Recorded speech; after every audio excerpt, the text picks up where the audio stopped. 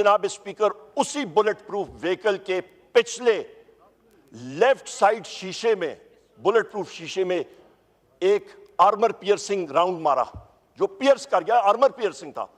आपको मालूम है बुलेट प्रूफ हो या ना हो, वो तो इंजन ब्लॉक के जरिए, आर्मर्ड पर्सनल कैरियर के जरिए वो गोली निकल जाती है, आर्मर पियर्सिंग राउंड। उसने वो पेनेट्रेट कर दी। टारगेट कौन था? वजीर आला खैबर पख्तूनख्वा साहब या बुशरा बीबी साहिबा।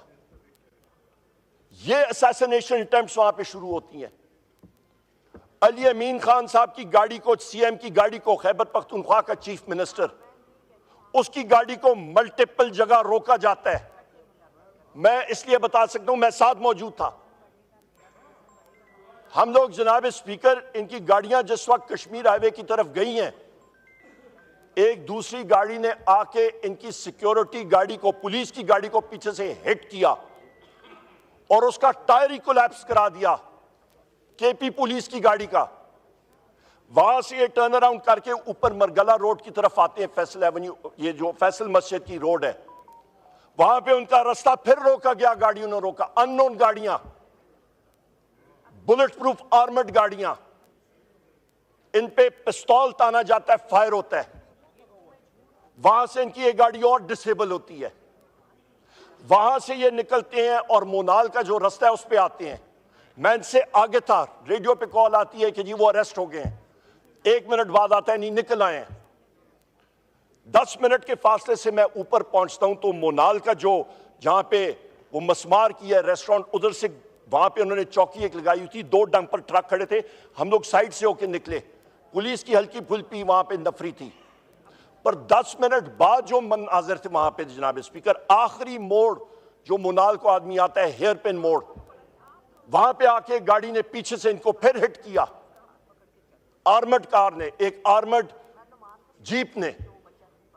उसके बाद आगे एक दूसरी हेड ऑन गाड़ी आती है, उसने हिट करने की कोशिश की, उधर से बचे।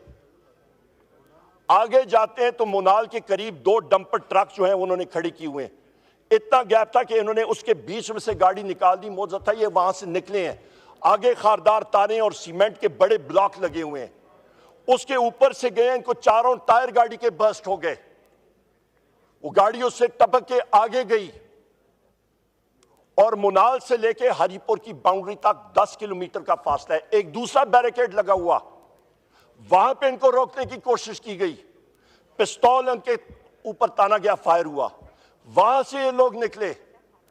मैं वहां पे हरीपुर की बाउंड्री पे खड़ा था जिस वक्त गाड़ी देखी, जनाब स्पीकर, तो खुशकिस्मती के साथ जो इनकी बुलेट प्रूफ व्हीकल थी वो रन फ्लैट टायर्स थे। ये टायर फट जाए आखिरी उस पे, वो कुछ किलोमीटर आप उस पर रन कर सकते हैं।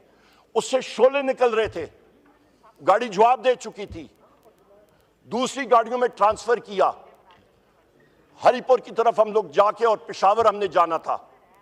रास्ते में मुनाल से और आपका हरीपुर के आधे रास्ते में पहुंचे तो पता चला कि रेंजर्स वहां पे आ गए। 300 से ज्यादा रेंजर्स की नफरी बिन बुलाए।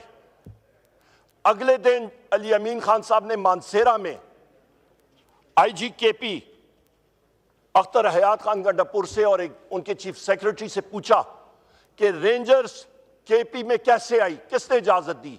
उन्होंने कहा रेंजर्स आ ही नहीं सकती जब तक सूबाई काबीना उसको इजाजत नहीं देती। इजाजत ही नहीं थी, फिर भी आ गए। और रोड्स उन्होंने मल्टीपल ब्लॉक किए हुए थे पूरी रात। टारगेट कौन था? वजीर आला खैबर पख्तूनख्वा अली अमीन खान साहब और बुशरा बीबी साहिबा। हमने दूसरे पहाड़ों में से रोड लेके हम लोग मानसेरा की तरफ गए। वहां जी होए आप करें ना, आप जरा वहां पे गोलियां खाएं, मैं फिर देखता हूं। 2-3 गोले खाए, आपको पता लगे, इनको पता लगे। जनाब speaker, order in the house, no cross talk please. जनाब स्पीकर, मैं आपको बताता हूं, जिस वक्त मानसेरा पहुंचे, अली अमीन खान साहब ने जब चीफ सेक्रेटरी और आईजी केपी से पूछा, उन्होंने कहा हमारी इजाजत नहीं थी। उन्होंने कहा इन रेंजर्स के खिलाफ आप FIR करें। तब वो वहां से हरीपुर से निकले। मैं पूछता हूं जनाब स्पीकर, ये सारी चीजें विद टाइमलाइंस आपको मैं बता रहा हूं। ये जब सारा हो रहा था, गोली किसने चलाई इस्लामाबाद में? जिम्मेदार शाहबाज शरीफ।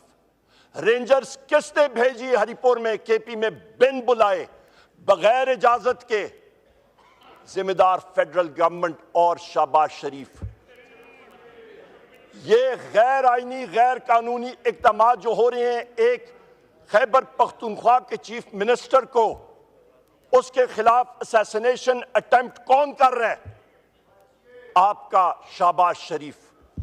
ये वो सूरत हाल है जनाब स्पीकर, जिसका इस हाउस ने और इस कौम ने और इस जुडिशरी ने नोटिस लेना होगा और जवाब देना पड़ेगा, क्योंकि हम लोग तब तक आगे नहीं बढ़ सकते जनाब स्पीकर जब तक ये जवाबात हमारे पास नहीं आते। क्या हम लोग एक वर्चुअल मार्शल लॉ में है? ये तो रियासती दहशतगर्दी हो रही है। मॉडल टाउन में रियासती दहशतगर्दी थी, डी चौक में रियासती दहशतगर्दी है। ये कब तक ये सारा कुछ चलेगा जनाब स्पीकर? क्या यही होगी रियासत के? हम सारा हिस्सेदार हैं। रियासत क्या होती है? मैं फिर आर्टिकल 7 आप पढ़ के देख लें। आर्टिकल 7 में आईन पाकिस्तान में वाज़े लिखा है, रियासत होती है मजलिस शूरा, जिसमें ये ऑगस्ट हाउस नेशनल असेंबली और हमारी सेनेट शामिल है, जिसमें फेडरल गवर्नमेंट शामिल है, जिसमें सूबाई हुकूमत शामिल है, सूबाई असेंबलियां शामिल हैं, जिसमें वो इदारे जो कि टैक्स नाफिज